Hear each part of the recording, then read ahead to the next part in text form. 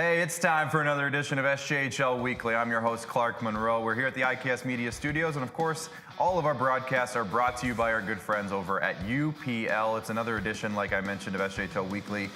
We had a 10-game weekend. It's a lot of excitement, a lot of movement in the standings, some big performances on the ice, and a lot of movement in the playoff picture. So we'll get to all of that very shortly. Plus, we're going to give you the players of the week, as we do each and every week here on the show. And we're going to be joined by recently NCAA Division I committed goaltender Charlie Tritt of the Flin Flon Bombers, which is still weird to say.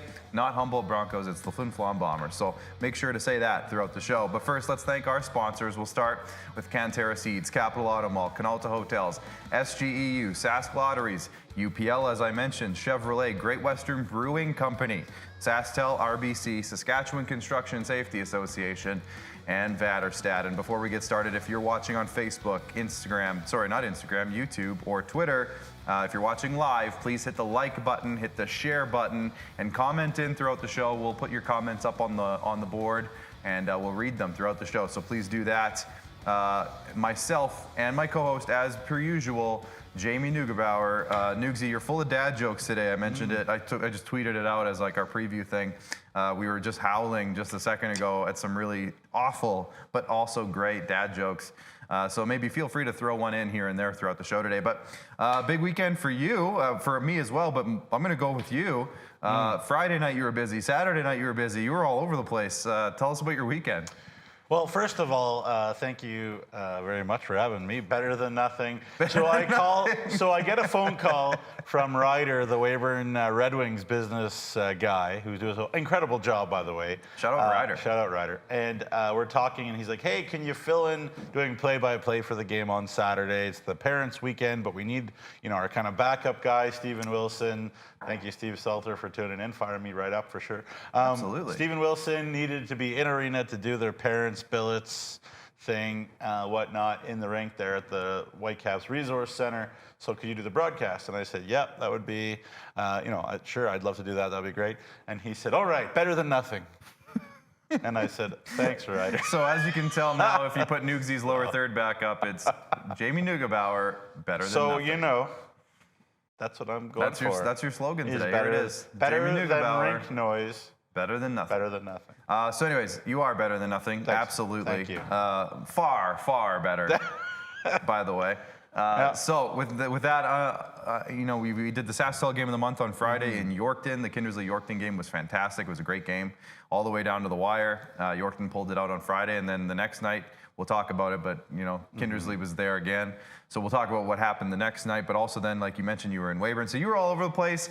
I was in Yorkton on Friday. Commissioner Kyle was all over the place. It was a busy weekend for everybody. Yeah. So let's dive into why it was so busy. We'll talk about the Sask Lotteries look back as we look at Friday and Saturday's scores for you and kind of tell you the big picture here of what happened this weekend. The Nipawin Hawks took a 6-0 shutout win in Warman. Weyburn got a 6-4 win on Friday night over Humboldt. They played again the next night. Kindersley lost 5-3 to Yorkton on Friday. We'll talk about their revenge the next night. It was quite impressive. Battleford's, it looks like a high-scoring affair. This was a wild one. Yeah. 7-6 win. I think it was 7-1 at one point. Was that right? I think it was about 5-1. 5-1 or something like that? Larange scored a bunch of goals in a row. Battleford's ended up winning it. That was a wild game. Then Flin Flon Estevan, a huge matchup up there at the Whitney Forum. Flin Flon snuck away with a 2-1 win. And then on Saturday, 5 more games. Melfort with a 3-2 win over the Melville Millionaires in a shootout, I believe. Weyburn with a 4-0 win over Humboldt. That was the one that you called, Nugsy. You were in the building there. Kindersley, they were down 3-0 at one point on Saturday night. They ended up winning 4-3 over the Yorkton Terriers. So big, revenge game for them. Battleford's cleaned things up a little bit on Saturday with a 7. They scored 7 goals again, but they kept the other goals down to a minimum with a 7-2 win. And then Flin Flon decided, we don't like these close games against Estevan anymore. We're going to change that a bit, and they shut them out 5-0. So Nugsy, there you go. There's the Elk Ridge scorecards for Friday and Saturday during our Sask Lotteries look back. And we'll take a look now at the headlines, the 5 headlines we're going to kind of focus on a little bit more today. Furious for first. Of course, that has to do with Flin Flon and Battleford's battling for first place. The Hot Wings, Attrition, Monster Rally, and Vesna candidates So we'll talk about what all that means in a sec, but let's start with Furious for first. And of course, if you look at the top of our standings right now, if you go to sjhl.ca and click standings, it is pretty impressive. Flin Flon's in first place with 10 straight wins. Battleford's in second place with 11 straight games with points, 10 wins, 1 overtime loss. Nugsy, these two teams, I'm going to say one team we expected, one team I don't think we did.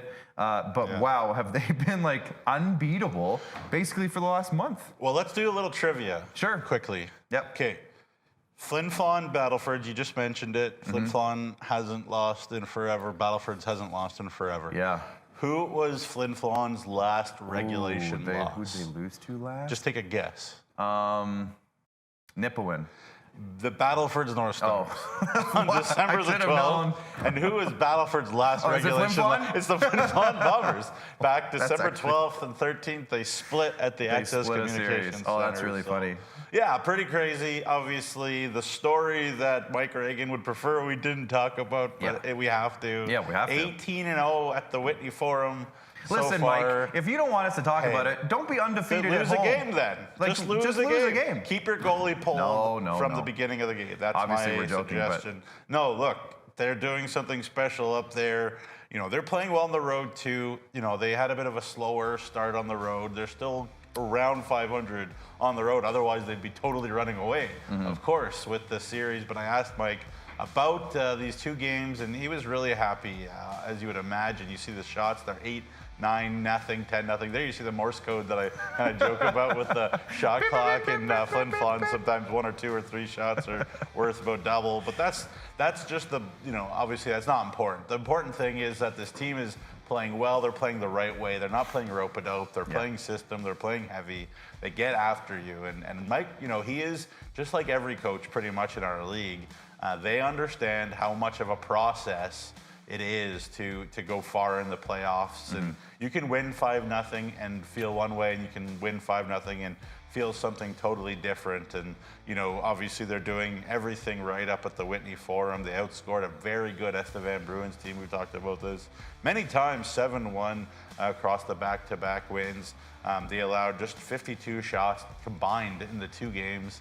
Again, that'll do the job, especially when you have, you know, 2 incredible goalies. You know, I was talking a little bit with Charlie. We're going to talk to him about him a lot, but he said, you know, hey, could we maybe get like co-goalies of the week? Given, you know, how little Charlie and Finn gave up over the weekend. And I was like, you know, I can't promise that, but, you know, that's more of a Jennings thing than a Vezina thing, I suppose. Yeah, but, Jennings, obviously they're both terrific, and I'm not taking away anything from them, but yeah, 5 different goal scorers Saturday. Their depth scoring continues. You know, 2 for 8 on the power play, but a perfect 9 for 9 on the penalty kill against Estevan's power play, which again, very, very good. Yeah. So, you know, it's hard to sort of poke any holes in Flin Flon's weekend because they had a great one.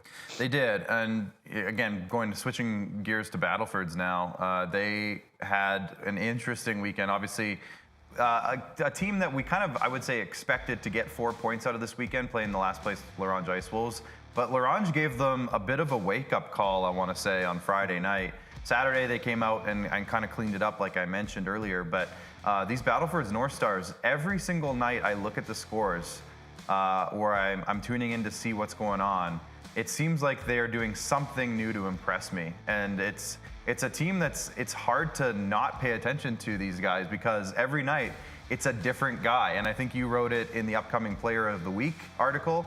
But it seems like every week there's a new breakout star for this team, and they help them win these games. And we'll talk about that later on the show when we do Players of the Week, of who that is this week. But Nugsy, this Battleford's North Stars team is insane. Like like you said, it's such an interesting team to follow, because it's not the same guys every night. It's somebody different almost every single game that they've been winning lately.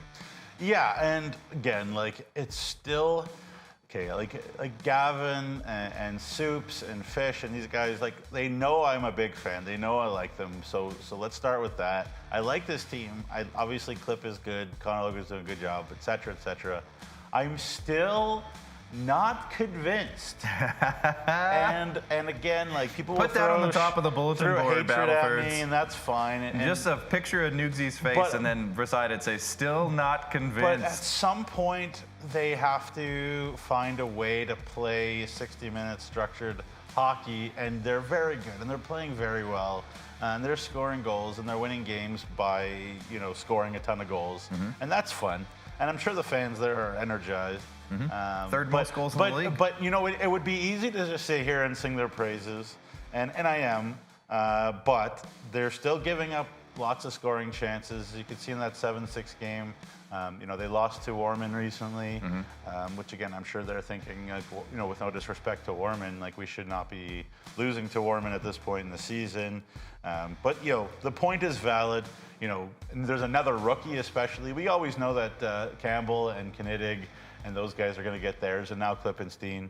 But it's Dewar one night, it's Hines another night, it's Williamson another night. It's the depth there is serious. And the last thing I'll say is Raiden Zacharias, has had a tough year, but cut 3 goals finally kind of breaks a schneid for him over the weekend against a Laurent team, albeit that's struggling. But I'm impressed. They got heart, they got character, they don't quit. They're 17-0 when they score the first goal. I got a lot of good things to say. I just still watch them, and I think they need to adjust some of the ways that they play.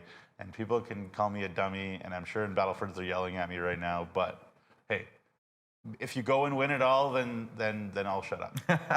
That's the plateau. Sure? And they're on a long win streak, and I know it's a weird time, but if we only just sung people's praises, then we'd never be serious. No, I appreciate that. So, you got to keep them accountable. So I'm still not 100% convinced about Battlefords. Well, again, Battlefords, if you're watching and yell at me if you have a bulletin board near or around your dressing room and you want to put Nugsy's face up, just send me a DM. I'll send you a JPEG of his face that you can print out. And I guarantee you Connor Logan is sitting there thinking, like, we can't give up those 6 goals. Oh, for sure. We can't He'd be the first like guy that. to tell you. If we were to ask Connor Logan right now, if you texted him and you'd be like, were you happy with the win on Friday? He'd be like, no. Yeah. I'm guarantee you're not wrong. The response was good, though. Yeah, absolutely. Sure. Yeah, for sure. Nice game on Saturday to clean it up a bit, like I said. Anyways, there you go. The battle for first is very interesting. I have high expectations of Battlefords based on their roster. Yeah, for sure. And I don't know that they hit how good they can be yet, is my point. Sure. I don't think they would disagree necessarily. But let's have a look at the two teams combined, just like face to face, head to head here. Flin Flon coming into this week now, 57 points, 28-9-0-1. Same amount of games played as Battleford's, 55 points for Battleford's, 25-8-3-2. So Flin Flon's win percentage is much higher because they have more wins. Battleford's has battled to a few extra overtime and shootouts games, but generally overall, these teams right now, except for when they play each other, are unbeatable. Unbeatable. You can't seem to get a win out of these guys. But another team that also is very good, and they are maybe back on track, so heads up, is the Wings. And that leads us to headline number 2. Hot Wings? Yes, they are. The Red Wings are out of Weyburn, of course, are 3-0 in their last 3 games. 3 straight wins. Seems like Joey Rocha has found his stride, which is huge, obviously. Took him a little bit of time to just kind of adjust to a different league, but seems like he's doing really well. Their offense is firing. They got the new Ryland Pierce on the defense, of course, so they got that piece. They've made some adjustments, and this is the team now that they are going forward with. And Nugsy's second in the league in goals for. They still need to clean up the goals against, but I think that's happening as we talk about this.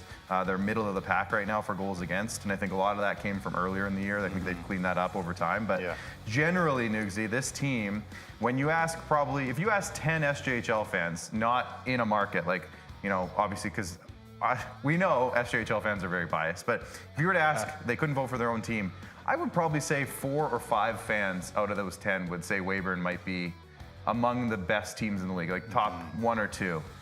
If you were to ask who will be in the finals, for example, I would bet 4 or 5 fans would probably say Weyburn might be in the finals again.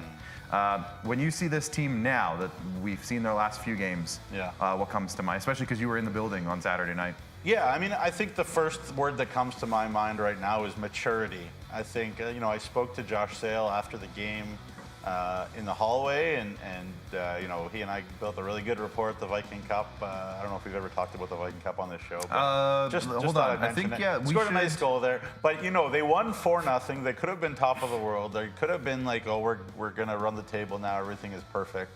But they were like, you know, we're being honest here. We're being honest with ourselves. Yeah. They played very well. They played structured. They played well defensively. They gave the Humboldt very, very little, especially that second game. Yeah. Joey Rocha got the shutout. He maybe had 1 or 2 hard saves to make. You know, you got to make the saves that you face. It's hard to be a goalie, that's for sure. So I'm not taking anything away from him. I'm just saying it's probably not Joey Rocha's hardest night, and that's credit to the guys in front of him. Yeah. I'm sure he'd be the first to agree with that. There was a breakaway. Ben Fofanoff had a breakaway out of the box. That was kind of the one chance for Humboldt that I could think of. But again, that was because the team played so steady and strong and solid. And still, Sale and you know, just around the Red Wings in general, they were like, we're not satisfied. Like, we can play even better than beating Humboldt 4-0. Yeah. And, you know, again, Humboldt didn't have a sniff. So I love when teams look in the mirror and don't say, oh, the SJHL Weekly guys are being mean. Oh, like the referees are being mean. Oh, the coach this, and nobody's not giving us enough credit, and blah, blah, blah. I think that the attitude I saw from the Weyburn Red Wings is the attitude you need. You know, we get that from the best anyways. Yeah. Like, they're looking at themselves and saying, okay, like, that was good. We're happy we won. Like, we need to take another step even before the playoffs start. And you know what? Flin Flon's coming to town on Wednesday. And that'll be something to see. We can get to that later. But, you know, again, the power play for Weyburn had plenty of chances. They weren't super sharp. Humboldt still has a very good penalty kill. Braden Klamosko can coach a penalty kill as well, if not better than anybody in this league. So we've seen that year after year. But, you know, a 10-4 score over the 2 games against Humboldt. You know, Joey Rocha looked sharp. He didn't need to be spectacular, but looked sharp. And I think that's the biggest thing, is he needs to just calm down. He's won 3 in a row. Or they've won 3 in a row, and Joey's, you know, he's very capable. So you know, we all hope he's done well. 2 shutouts in his last 3 games.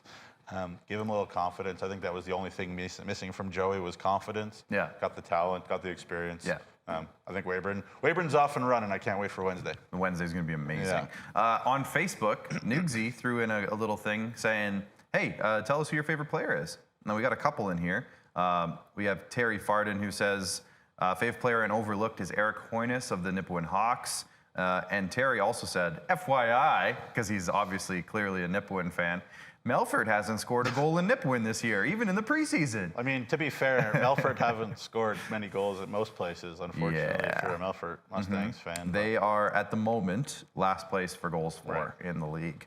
So Nipawin fans are never going to not take a chance to gloat against Melfort, so I won't hold that against Terry. Well, you got to tell so if Johnny Collins here said his favorite player was Gavin Bartha of the Yorkton Terriers, who was the player of the game. Player of the game on Friday night. So tell everybody your Gavin Bartha story. Yeah, so I interviewed Gavin Bartha at the end of the game, and I was like, you know, asking him, well, welcome to the SJHL, and how was the game tonight? And you came to the Yorkton Terriers at a good time. They're hot right now. And he's like, yeah, I'm super pumped to be here.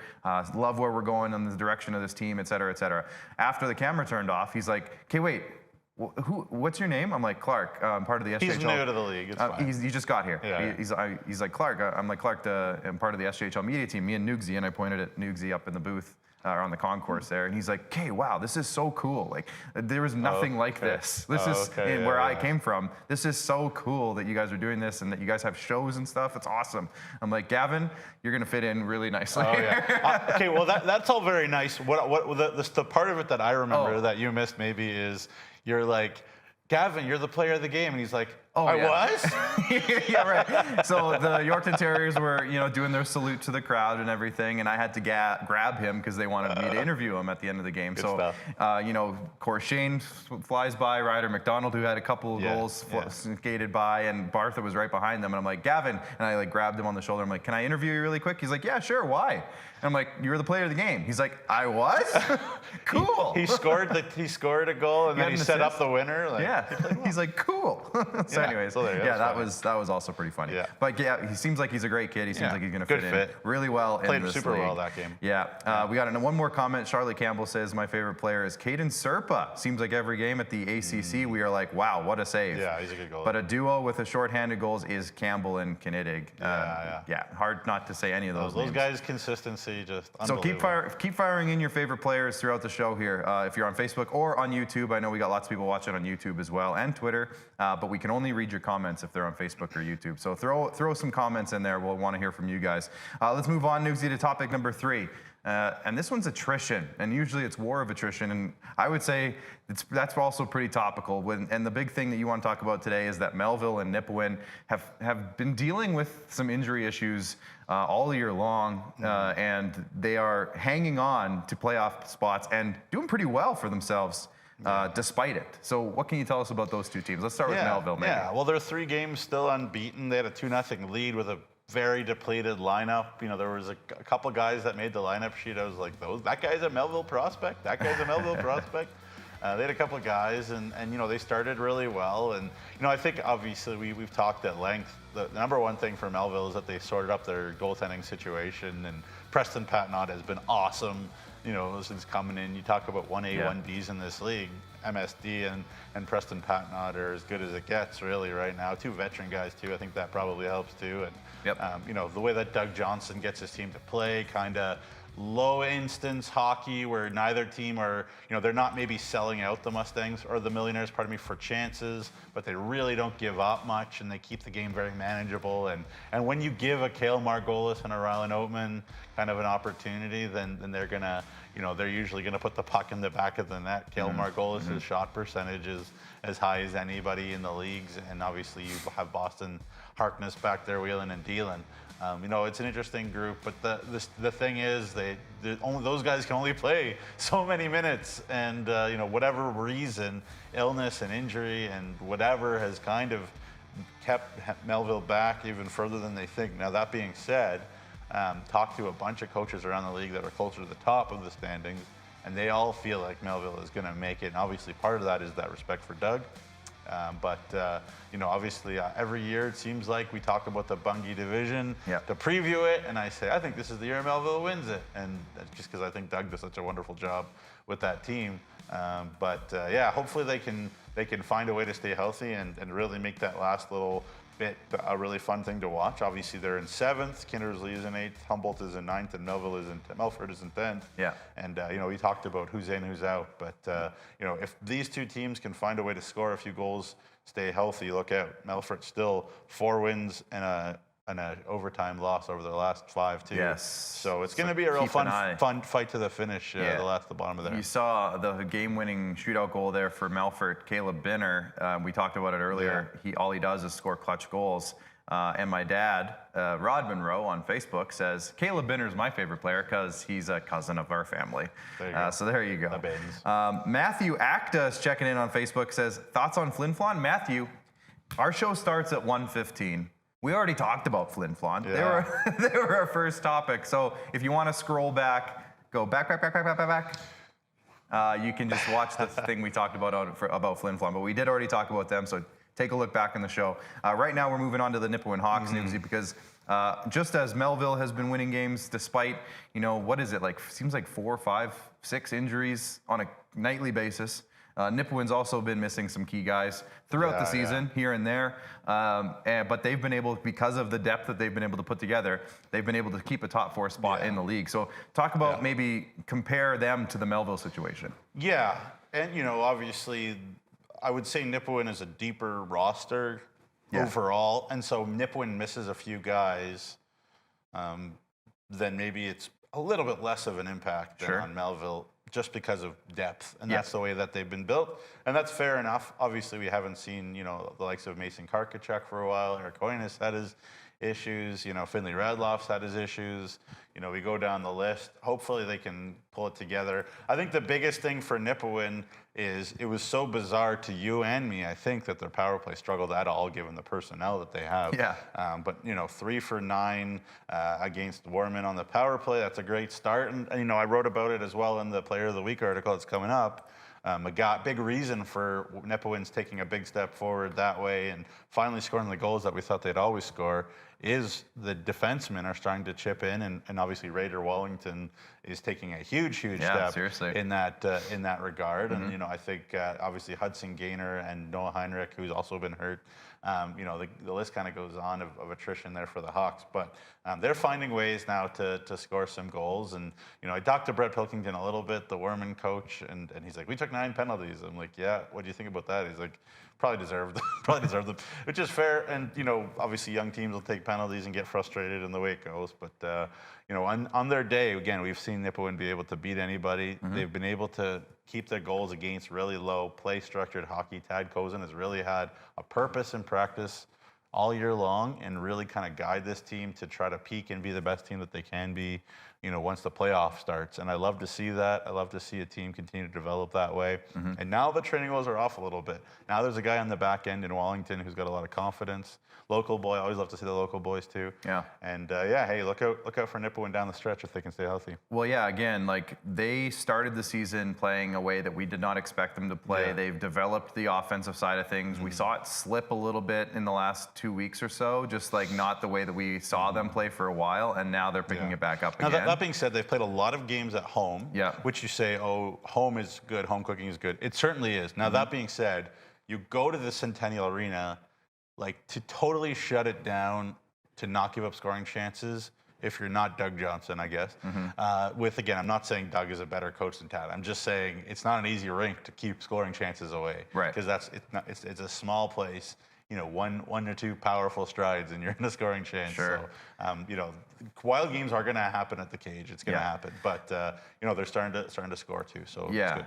4th in the league in goal differential, 2nd in the league in goals against, and they're 6th in the league right now in goals for. I anticipate they're 11 back of Estevan and for 5th. I anticipate that they could potentially climb still a little bit higher, but it's such a good combination when you're keeping goals out the way that they have been for most of the year.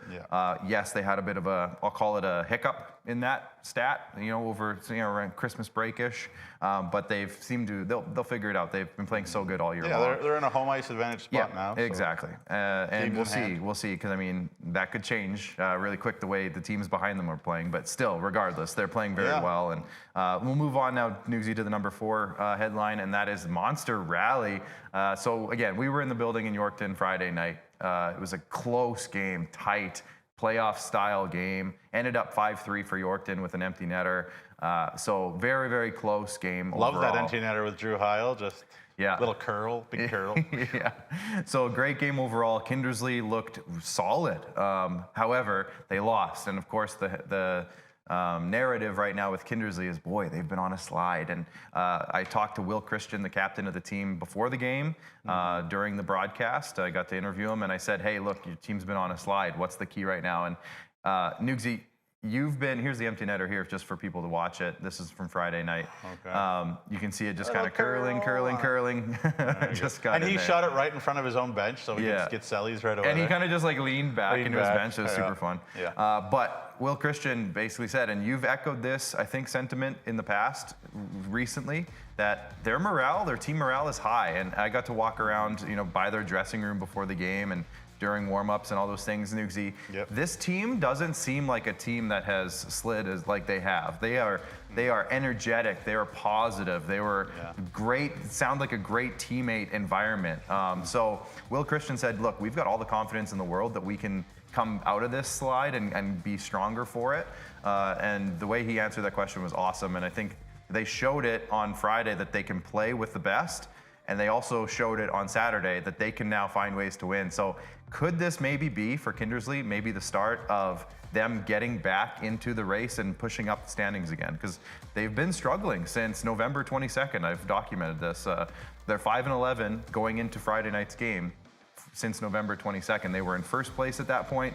Now they're tied for 7th in 8th spot. So could this be the start for Kindersley to get back into it? It could, and you know, I think it was so huge of them to find a way to win this one. I think it was such a pivot game there on Saturday. You know, down 3-0. They had lost kind of a heartbreaker, a nail biter, as you said, that maybe they could have gone to the overtime the night before and maybe deserved to. But, you know, didn't quit. They finally scored on the power play. They were about 1 for 27 or something like that coming into this game on the power play. I'm not laughing at, like, that's just frustrating. And especially when you have, experienced guys, like you think about Van Egger, you think about Rusty Demo, you think about Brock Evans, who's got a great one-timer. Like, they have pieces to make that power play work. They finally found a way to do it. 2 for 4 and a shootout goal. I've talked before about Brock Evans and penalty shots. He is one of the best in this league, if not the best in this league. If you need one penalty shot to be scored, Brock Evans is a great choice. And between Radke and O'Halloran, they're going to always be in games. So I don't know, and I don't know that Kyle Schneider knows, or even they know, what the difference is between getting over that hump and being right at the hump where they have been all year, like in every game. They're in 1-goal games. They've been in the most 1-goal games. They've been in like 22 1-goal games this year, if you think about it, which is just bananas. So, they find a way to win this one.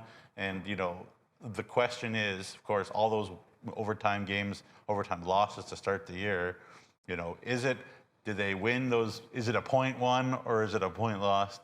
The only way we'll get the answer to that question, McGark, is where they end up in the playoffs. That's all that matters. Is whether they had enough points, and we'll find out. And exactly. We've been talking now for, like I said, since November 22nd, and again coming into this weekend. So now they'd be 6-12. But they were in first place, all by themselves in first place, November 22nd. Since that day, 4 days ago now, they have slid into 8th place and 3-7 in the last 10. But it seemed like a really great weekend for a turnaround kind of push. Even Friday night, like I said earlier, they played really, really well. They just came out on the wrong side of it. But we'll see. The best thing they did was they really limited Zawadzki and Corshane and Leonard. And I hardly noticed those guys until, one chance and Gabe Corshane buries it on a great pass from Barca. That's kind of what he does. That's what he does. But usually those guys are cycling and moving it around and being creative all night. And Kindersley did a nice job to stop them. So. Well, there you go. We'll move on to topic number 5, Nugsy. This is odds and ends, but today it's actually got a title. It's going to be the Vezina. We're going to talk about, now, of course, our league's goalie of the year is not called the Vezina, but we're saying that for the purposes of this conversation. Of course, the SaskTel goaltender of the year. Well, it'll come down to 3 contestants. It's always going to come down to 3. So I guess, do you want to talk about who our 3 would be at the moment? We might be similar, but go ahead. And also, I think Charlie is listening, so that's good. Well, I just got a text. Yeah, Charlie is in. So you listen closely, Charlie. I don't know where to go. Not Charlie. No, just kidding. Charlie's not in the conversation. No. Okay. So, anyways, let's just have just pretend Charlie's not listening. Where would you want to? You want to start with this one? Go ahead. I mean, man, it is tight. It is tight. I think Charlie's got obviously in there. 14-8 is his record, and again, that takes into consideration what we have to say is rebuilding, maybe even a disappointing year in Humboldt, if I can. For the whole team. Risk my life and limb for the whole team, not for Charlie. Not for Charlie, 939 save percentage, that's best in the league. 213, that's best in the league. Goals against. Charlie's got to be there. 3 shutouts, best in the league. We talk about Gage, and obviously the team has played well, and Tad has taught them well. But Gage is the #1 reason why the Hawks are stingy. That is it. So Gage has to be it. And we've had this conversation before. Who is number 3? There are lots of really, really good candidates. There's like 4 guys I'm battling with right now. Has to be Caden Serpa. Sure. For me, 16 wins, only 5 losses, a 916 save percentage. The Stars seem to play a couple inches bigger anytime he's in the net. And even then, they've got good back. Mick and Bass before was even really elite. But to me, like he's forced himself in.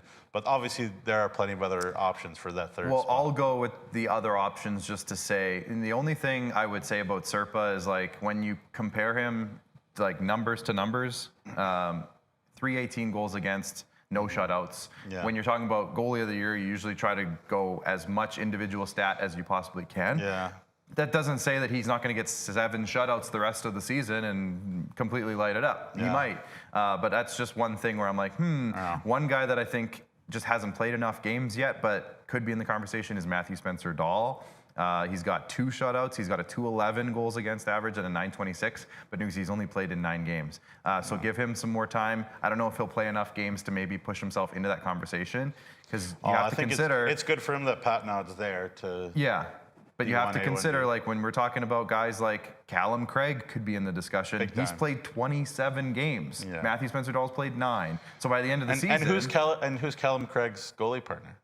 Well, I know this one. Alejandro Montoya. We had a conversation about this on Friday in York. That's why we're talking about it. Yeah. Alexandro Montoya, Nugsy. No, Alejandro. Dylan Adams has played 24 games, and he's probably going to have that number. You're going to see that go up because Nathan Cam's obviously back in the WHL for a little bit. So Dylan Adams is going to get a lot of work. Yeah. So you see that, and you're like, okay, does Matthew Spencer-Dahl, is he going to end up playing? What is he going to end up playing? 20 games maybe by the end of the year? 21? Yeah. Is that going to be enough to put him into the conversation? I just dream of a world where not everything is about stats. Right. And where people can straight up just talent. sort of take nuance and understand that the North Stars do play an exciting brand of hockey. They get up the ice. They have great talent. Very fun to watch. Oh, I'm not saying Caden Serpa shouldn't be in the conversation. I'm just saying there's other options. I'm just saying I believe that's what I believe. They're going to push. I'm thinking Callum Craig's in the conversation. I'm thinking Dylan Adams will be in the conversation. Yeah, I'm thinking I really like Dylan Adams. MSD could be in the conversation depending on his games played and how that all makes, how it all looks by the end of the year. If Brett O'Halloran played every game like he did on Friday, he would be right.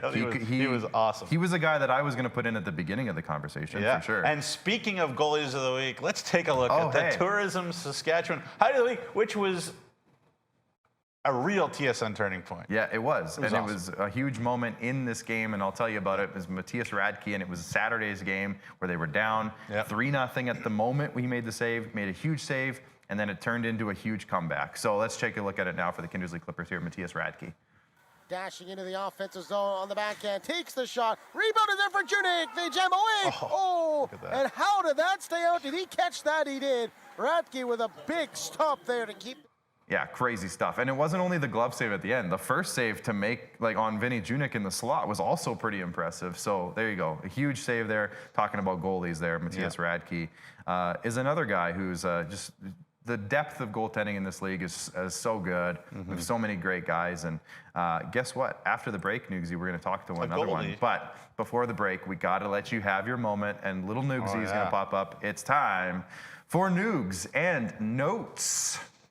Ooh, they weren't ready for it. They thought we were gonna just go to break, and I completely surprised. Thanks, Bryce. All right, Nugsy, take it away. Yeah, just quick. Congratulations to Charlie Tritt, Lake Superior State University, goaltender for the Flin Flon Bombers. If you haven't heard that he plays for the Flin Flon Bombers. Sault Ste. Marie, Michigan. They do play some games in Sault, Ontario as well. It's right across the lake, or the river from Sault, Ontario. So there you go. Congratulations to Charlie. Always good to see. And, kid that's full of gratitude, and you'll see when he's such a good kid. All right, and then what if we just said he was like a terrible kid? He's garbage. I saw him steal money. He's listening. So. He stole some money from. Really? Wow. He stole a chocolate bar from a bake sale. He stole a Crunch bar. There was a girl's bake sale, and he stole a muffin. He's a chocolate bar thief. That guy. Yeah. All right. RBC Community Ambassador Program continues. The RBC game night a couple nights ago in Flin Flon, Pierce Yakimchuk. It was the winner there for Flin Flon, so congratulations to him. Estevan is coming up, I think, in a couple days. Okay. Rory Elson is going to be their RBC Community Ambassador, and all those will be on the SJHL.ca on the website, and you'll be able to vote who you think the RBC Community Ambassador is for our whole league. And of course, our good buddy Tylen Henriksen won it last year, and it was great to see him briefly as well in Yorkton there. Quick story on Tylen Henriksen, because it just happened on Friday during the SaskTel Game of the Month. Of course, stuff changes when it's a SaskTel Game of the Month in the building. The game has to start like 5 or 6 minutes later. So the teams were skating around waiting for us to finish our pregame show, and I'm standing on the Terriers bench with Tylen Henriksen. And I'm like, just hang on a couple minutes, Tylen. They're just doing the pregame stuff. And he's like, okay. So he was graciously just standing there quietly waiting with me because he didn't want to mess anything up. So he was waiting there. Of course, who's the guy on skates with the camera? Jacob? Jacob Costura. Jacob comes over with the camera, and like 11 members of the Terriers crowd behind the camera on the ice, and they're all like making faces. Jake Brils was like right over his shoulder. Yeah, they're all like making faces at us and everything. Tylen crushed the interview. Yeah, he was so good. And I was like, thanks, Tylen. He's like, yeah, no problem. It was great. He's a great kid. Yeah, anyways, just wanted to, because it was funny, because they were just waiting for the game to start skating around. So they just all huddled up behind the camera, and they were like making faces at Tylen the whole time, and he crushed it. So there you go. When we come back from break, we're going to be joined by Charlie, the newest NCAA Division I commitment from our league, Charlie Tritt of the Flin Flon Bombers. So stick around. The Price Beat Guarantee is back at Capital GMC in Regina. We will beat any price on any new vehicle from any competitor, or you get $500 cash guaranteed. The Price Beat Guarantee at Capital GMC in Regina. At Vatterstad, we're partnering with North American farmers to create the perfect emergence. We're doing this with new and innovative tillage, planting, and seeding solutions, optimized for the field conditions that you face, and with industry-leading capacities to help you get the job done in short windows of time, so you can maximize yields. Vatterstad, we look forward to growing together.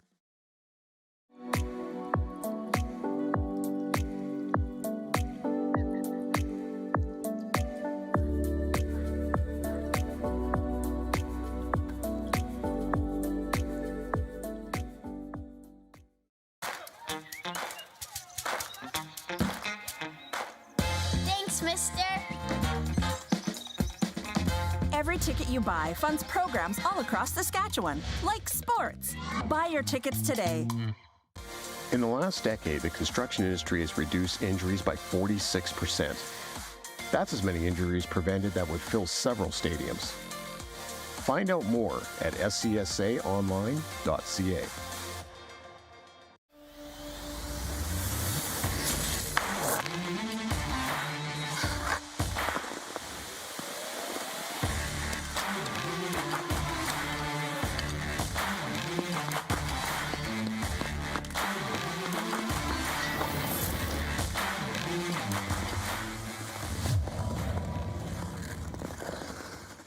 Feeling like your dreams are out of reach? RBC has programs and resources to help you open the door. With RBCX Music, RBC Training Ground, and RBC Scholarships, your idea of your highest potential happens here.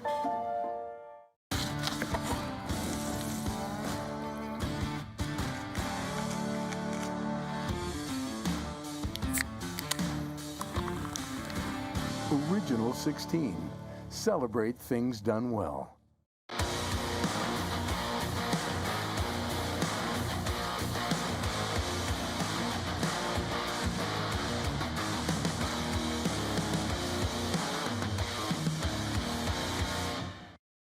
Hey, welcome back to SJHL Weekly, of course, presented by UPL. Clark here with Nugsy, and we're going to be joined now on the video chat by Division I NCAA commit, Charlie Tritt. Charlie, thanks for joining us today. There's the man. Thanks for having me.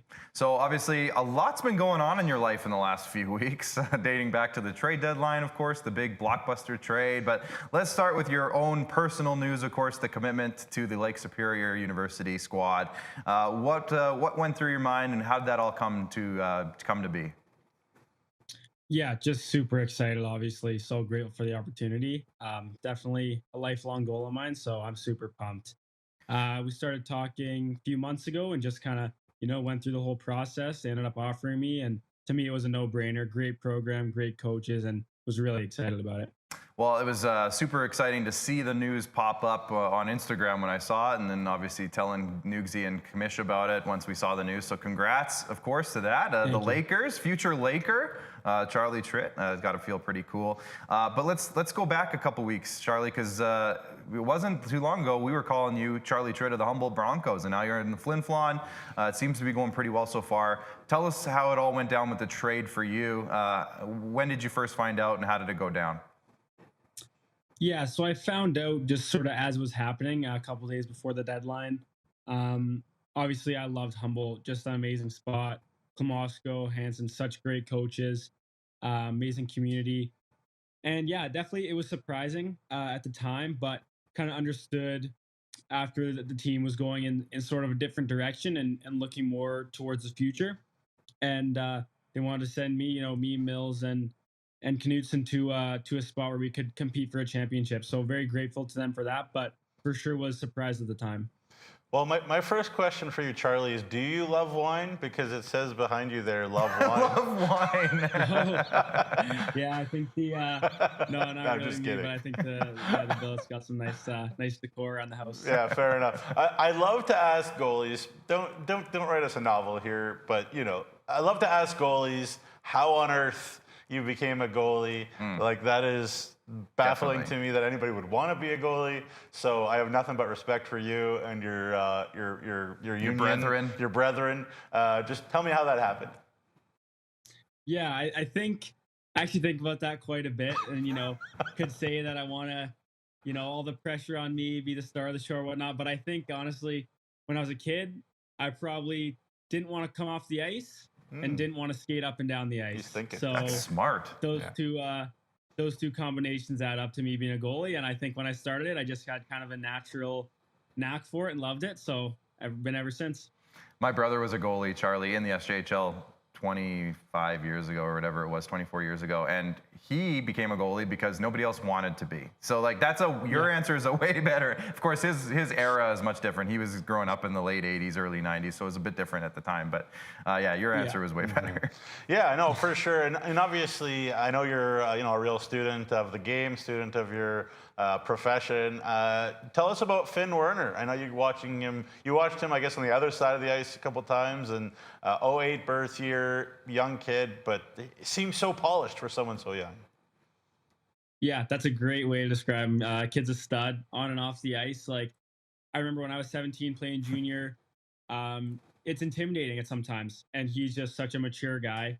Always great teammate. Like in the locker room, you wouldn't think he was 17 if you just walked into the room. And on the ice, it shows too. Like unreal goalie.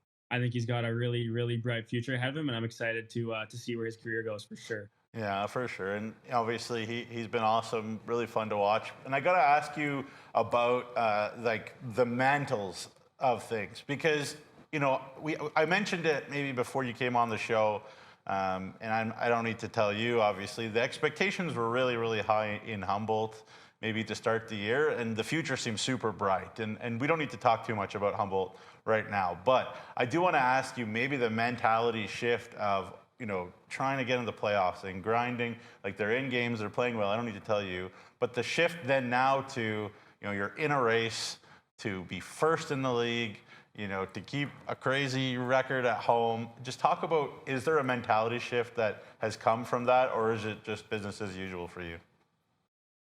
Yeah, it's a great question. For me, I came to Humboldt to win. I think at the start of the year, that was sort of the direction we wanted our team to go in. And obviously, things change and plans change, and I understand that. But every time I get on the ice, I want to be the best I can be, regardless of where the team's at, what other people think of us, the standings. I don't really look at that stuff. So for me, there's no really mindset change. I came to Saskatchewan, Manitoba as well, to win.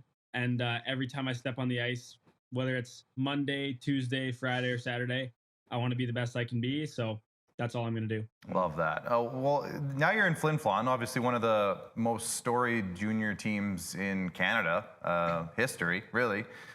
Did you know about the Flin Flon Bombers prior to coming to, I guess let's start with prior to coming to Saskatchewan, just from Humboldt's perspective? Or was that somebody that you're like, I have no idea, so when you got there, it was a bit of a, because it's an eye-opening place to be, in the rink, that's the town, the community, everything around it.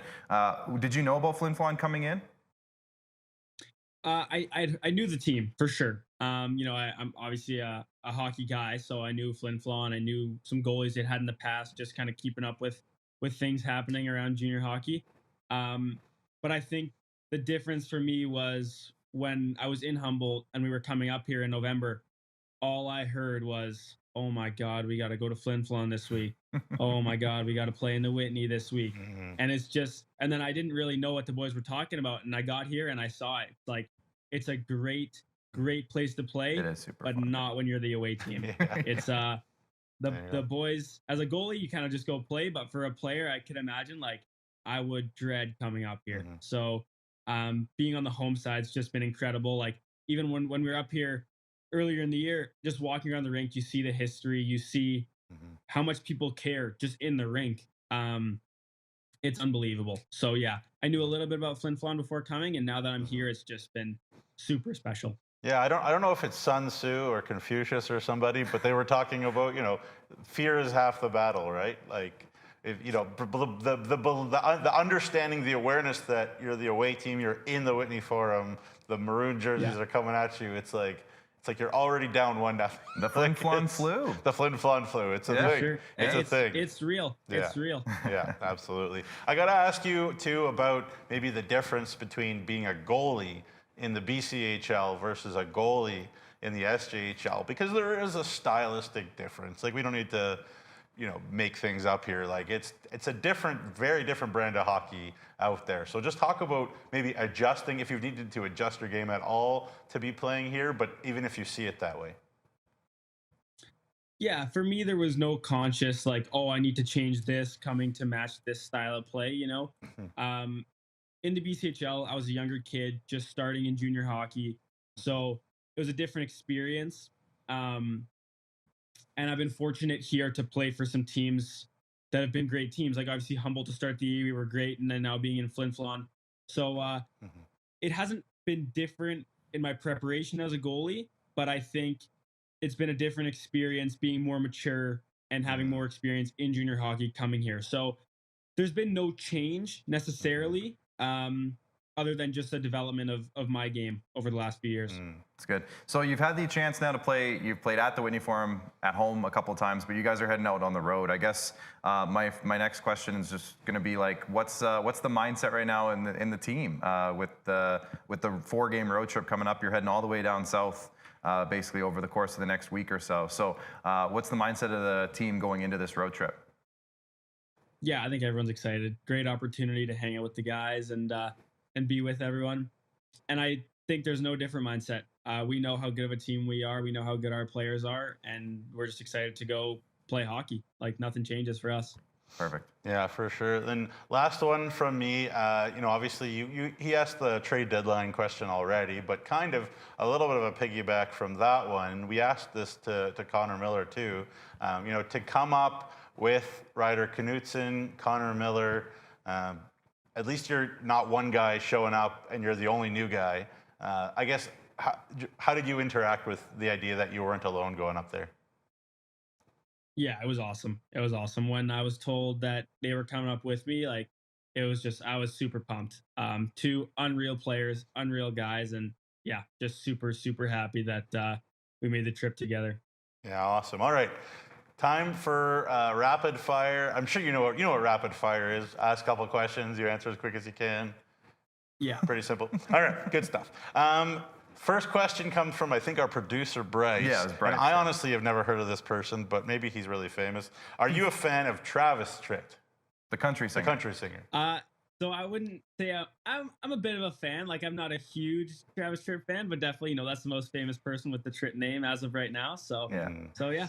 There's a couple big songs from him, Nukes. You would know who it is. Okay. It's a great day to be alive. I have no idea. Yeah, you would. If I heard it, maybe. Maybe if I heard it. All right. Anyways, go on. We'll talk about that later. Yeah. Obviously, you and I are both very proud Jewish people. What is your favorite Jewish holiday?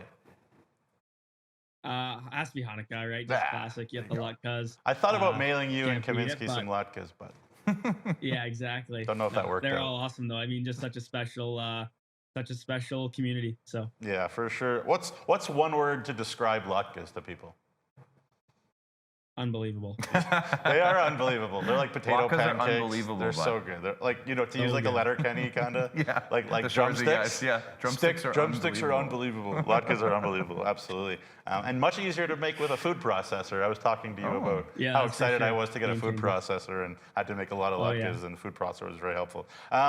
Chicken Chef or Johnny's Bistro? Get you into some trouble here. Thai. Oh. What are your orders at those two places? Johnny's Bistro, dry ribs and Caesar salad, or butter chicken. Really good butter chicken at Johnny's Bistro. Cool. And then Chicken Chef, I got the Chipotle chicken burger. That was really good. There you go. Nice. This guy is a diplomat. Yeah. Of the highest order. You know what, Newsy? He's a proud Broncos alum. He's a proud Bomber. I've never been to either What a smart one. guy. What? Yeah. Gotta figure that out. I know.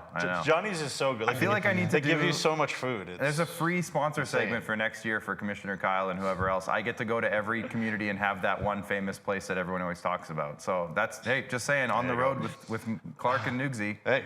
Could be a segment. Perfect. All right, two more questions. Which goalie growing up, did you kind of pattern yourself after, or if you didn't pattern yourself after, who is your favorite goalie? Yeah, I've never tried to play like anyone else, but Lundqvist for sure growing up. Just loved him. He's the man, so definitely him. There you go, Viking Cup alumni. Yeah, All right, last one then. Other than the Whitney or the EPA, what has been your favorite rink to play in this league?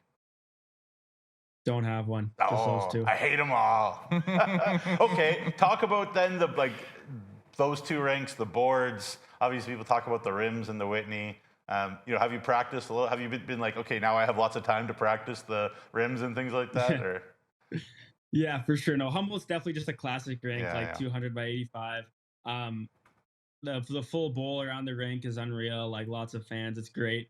And then the Whitney is like a junior hockey barn for sure. It's awesome. Got so much history, and definitely you got to get used to it. I was told as an away team here, don't play the puck, stay in your net, just let it happen. Yeah. And now that the home team, sort of where pucks bounce, how they bounce, you can really dial that in and use it to your advantage. So not going to give away any secrets, but I had a little bit of time to figure things out.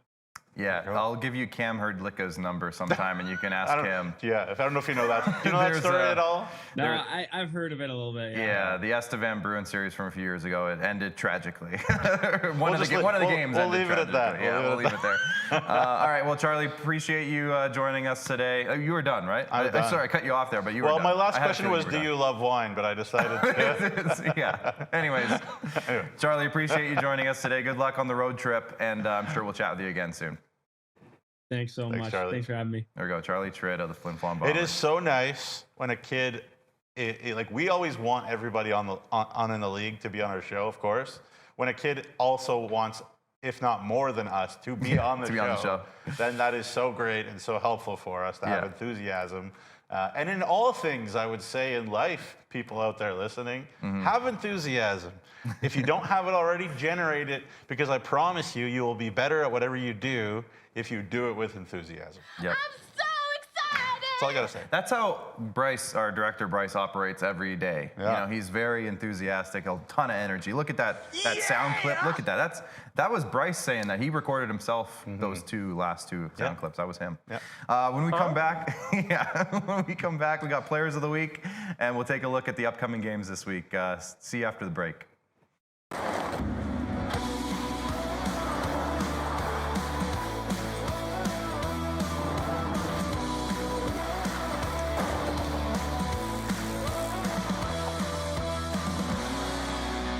Feeling left out of can't-miss moments? RBC has programs and resources to help you open the door. RBC clients get access to concerts, Avion rewards, and exclusive benefits. Your idea of memorable moments happens here. Each year, the SCSA issues over 10,000 training certificates to the construction professionals who build our province. That is the same population as Weyburn. Learn more at scsaonline.ca.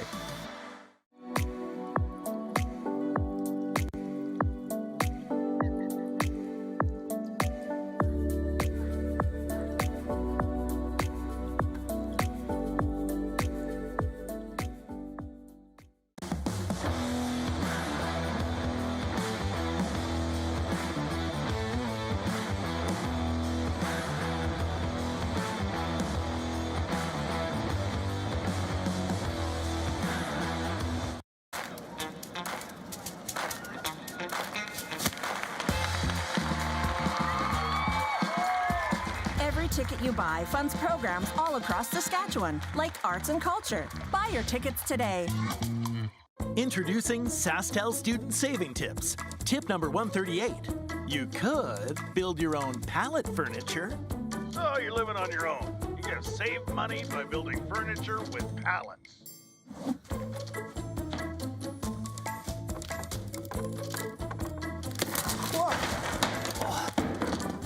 Or get Infinite 150 for only $50 a month with SaskTel Student Deals.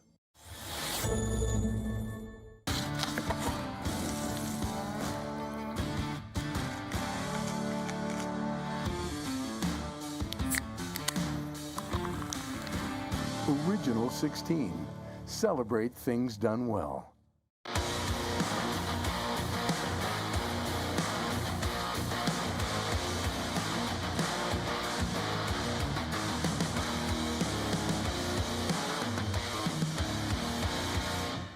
All right, welcome back inside. It's SJHL Weekly. Clark and Nugsy here. It's time for Players of the Week. We had some great performances last week, so let's check it out now as we open up the cards. Let's start with the SGEU MVP of the week. Not this week's leading scorer, but he had some huge goals for the Weyburn Red Wings. It's Will Munroe. No relation, not related to me, but still a great player. He had a hat trick against Humboldt, and he had a great week overall. So shout out to Will Munroe, your SGEU MVP of the week. The Borgo Forward of the week. Raiden Zacharias of the Battleford's North Stars. He had 3 goals and 2 assists in 3 games this week, Nugsy. He had a big game. Well, he had a couple of great games, but he had a big game specifically where he put up a few points and had a great night for Battleford. So a lot of North Stars in the last 3 or 4 weeks. And that trend will continue as we The trend will move along. continue to go north? It will continue, yeah, it will. Not this next player, but trust me, they'll come back. Joke. The next player is the Super U Defenseman of the Week, and we're going back for the 2nd week in a row to Raider Wallington of the Nipawin Hawks. And Nugsy, 2 weeks ago, you said, if anyone on the blue line in Nipawin wants to start putting up points, I think it'd be a good time. And Raider Wallington said, okay, Nugs, I got you, bro. Yeah. And he's been putting up a ton of points since. I think he has 6 points in the last 4 games for him, if I'm not mistaken. 2 weeks in a row now, Defenseman of the Week. The SaskTel Goalie of the Week. We just talked to a great goalie. It's not him, though. It's Joey Rocha of the Weyburn Red Wings. So 2 Weyburn winners this week. We got 2 shutouts for Joey Rocha, 133 goals against, 3 wins, and a 961 save percentage. And he's still rocking those blue and green gloves and blocker combo. But that's okay, because he looked really good for the Weyburn Red Wings. So there you go. I don't mind a little mismatch. I remember talking to Daza about this. He had his Humboldt stuff with the Weyburn stuff with the Humboldt gear and whatever. And I was like, you know, I like it. Yeah. Christmas tree, I like it. I don't mind that either. Exactly. So there you go. The Sask Milk Rookie of the Week. We do go back to Battlefords for this one. It's Cole Hines of the North Stars. 3 goals, 5 points in 3 games. And again, this was going back earlier on in the show, Nugsy. I mentioned that you said in the article of the Players of the Week, it seems like somebody new is a breakout star every week. Cole Hines, he's the breakout star. He looks really good on the right there with Soupy and Kinetic on the left. Like he has been really dynamic. He was a real problem for Warman especially, but he's just been really, really good lately. So yet another new breakout star for the North Stars. And one more for you, the Cantera Seeds Sask Player of the Week. It's Josh Kinetic. He led the league in points this week, 6 points, 1 of those being a goal, 5 of those being assists. But this guy just keeps, when you look at the score sheet, almost every single night for Battlefords, you see his name and he somewhere. plays, I always take a double take whenever I look at Josh Kinetic's height and weight, wherever it's listed. Either it's wrong or I don't know what's up, because he plays a heavy, hard game. And with a lot of speed, to be fair, and he can really rip a puck, but he plays a heavy, hard game. Yeah. And I'm like, he's 5'9", like 165, really? Like that was when he was 11. Like he's just he plays a heavy game. I don't know. Anyways. Maybe we'll text Connor Logan. Either he just plays way bigger than he is, or something's up. Text Connor Logan, double check. Yeah. Anyways, there's your Players of the Week. So congrats to all those guys. Make sure you head over to SJHL.ca to check out the full article and Nugsy's writing about each guy now. It's available there. The upcoming schedule, we got 3 games tomorrow night, 3 games Wednesday night. Let's have a look at Tuesday's schedule. The Flin Flon Bombers start their road road trip in the Nipawin with a UPL clash against the Nipawin Hawks. The Melfort Mustangs and Battleford's North Stars do battle. That's a big game in its own right. And then Humboldt will be in Kindersley for a Nutrien Division clash. And then on Wednesday, 3 more games for you. Yorkton and Estevan in a Bungie Division battle. That's going to be a good one. Those 2 teams are neck and neck in the standings right now. LaRange and Warman face off. That should be a fun one for those guys. And then Flin Flon and Weyburn. That's obviously the big heavyweight battle between the 1st and 3rd place teams right now. So some big games coming up in the next 2 days here, Nugs. What's caught your eye the most? Well, you have to think that there's lots of frustration in the rooms of Yorkton and Estevan right now after what went down last weekend. Yorkton found a way to win on Friday, and fair enough, and they showed what they can do when you give them a chance. And they had plenty of good chances in that game. O'Halloran had to be really good. But to let it go slip away on Saturday, you know, not what they're about up in Yorkton, especially with that revamped decor. Yeah. And then you talk about the Estevan Bruins and Drew Kosher. And if there's one thing I learned about Drew Kosher is, you know, the Viking Cup is that for him, it is all about what's in his team's locker room. He's not worried about the other team. He's not worried about the Flin Flon Flu or the Whitney Forum or anything. So for his team to go up there and to still kind of get ran over a little bit, I'm sure it doesn't sit well with that proud group of Bruins. So that'll be appointment viewing Wednesday night at Affinity Place. You better get out there because those are 2 teams that are looking for some catharsis to let some crap, pardon my language, out of their systems for sure. after the weekend. Well, so Wednesday night, maybe take a look at that one if you're in the Estevan area. But obviously, Flin Flon Weyburn. Yeah, I mean, that's the heavyweight. Are we ready to rumble? That's the heavyweight. Are you ready to rumble? That's going to be. It could be a potential finals. That'll be awesome. I'll be there. Kamish will be there, and the great Jacob Faith, who is still alive, we understand. Oh yeah, don't have confirmation. He's thriving. We're pretty sure he's still alive. He's doing great. Will also, I understand, be there. So I saw him at the gym the other day. We hoped you would be there, but you said you're busy. I got some stuff going on this week. I won't be able to get out, but that's going to be a great night. I wish I could be there. We need that Buffrey guy. Let's get ready to rumble. Yeah, don't get sued though. He loves suing people for saying that, so you got to be careful. I know Director Jordan in the back knows that. Be good press. Yeah, exactly. So anyways, with that in mind, you know what I forgot to do earlier, Newsy? I forgot to look at the standings. Okay. So let's have a look at the standings as we kind of wrap up the show here. So heading into the new week, a lot of these teams are in action in the next couple of days, so keep an eye out. The Flin Flon Bombers and the Battleford's North Stars we talked about, they're neck and neck up at the top of the standings, and Weyburn's not far behind, but they have played 2 more games. So Flin Flon with 57, Battleford's 55, Weyburn 53. Nipawin with 50 points in 4th. They are not far out of that picture. The Yorkton Terriers and Estevan Bruins are, like I said, neck and neck. Yorkton has 2 games in hand on Estevan right now.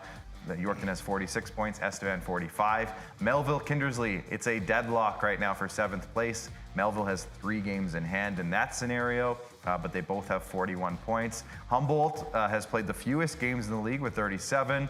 They have 36 points, so they are 5 points back of a playoff spot right now. But like I said, they have 4 games in hand on Kindersley. So that could change very quickly once those kind of balance out. The Melfort Mustangs are, 7 points back right now of a playoff spot. So they need to find some wins here soon and continue to win. They've been 4-0-1 in the last 5 games. And they both have a bunch of games in hand on Kindersley, as our good buddy Kelly Lewick, who does all these terrific graphics, pointed out in the chat. Yeah.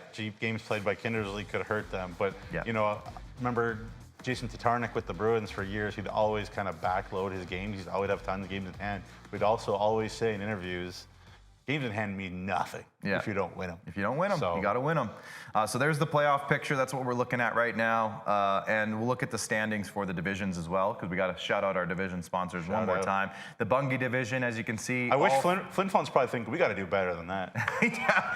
Come on, guys. Only 10 wins in your last 10 games. What are you doing? The Bungie division, all 4 teams are in a playoff spot right now. The UPL division, of course, 2 of those teams are in a playoff spot. Melfort's trying their best right now to get back into it. Flin Flon, of course, leading the league right now, and their last 10 games is ridiculous. And then in the Nutrien division, we got 2 of those teams in a playoff spot. Kindersley's in that 8th spot right now. Humboldt wants to try to get back in with that younger, new-look roster. but they need to start putting some wins together. As you can see, that past 10 games isn't going to help their cause. So there you go. There's our division standings. There's our standings. That does it for the show today, Nugsy. Big shout out to everybody in the back room there, Bryce, Connor, and Jordan, for rocking it today. Well done, gentlemen. Nugsy, final word to you. Well, the only reason really I went to Weyburn was to hang out with the nicest guy in the SJHL. And the nicest guy in the SJHL is Bauer, Cody Mapes' dog. Yeah, the dog. He is the sweetest, nicest dog I've ever met, pretty much. Great I'm sure dog. Cody would agree. Yeah. And that's why I went to Weyburn, not to call games or to make anybody happy. Yeah. It was just to hang out with Bauer. There you go. Thank you, Bryce. Bauer, if you're listening, woof. Yeah. I was trying to get him to do color for me, but he's like, I'm too expensive. He can't afford me. He doesn't have time for that. He's a busy he's guy. too busy. All right. Well, thanks to everybody in the back. Thanks to Nugsy. Thanks to Charlie Tritt for checking in today from Flin Flon. And we have 6 big games coming your way in the next couple of days. We'll see you again to recap those on Thursday on SJHL Insider. Until then, I'm Clark Munroe here at IKS Media. Bye for now. We'll see you on Thursday.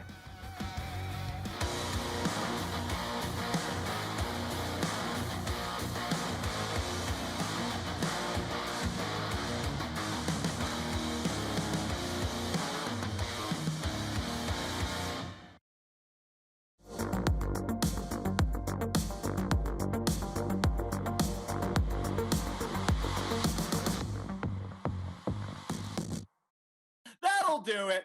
Yeah, that'll do it. Yeah, I'd say that'll do it. Yeah, I'd say that would do it.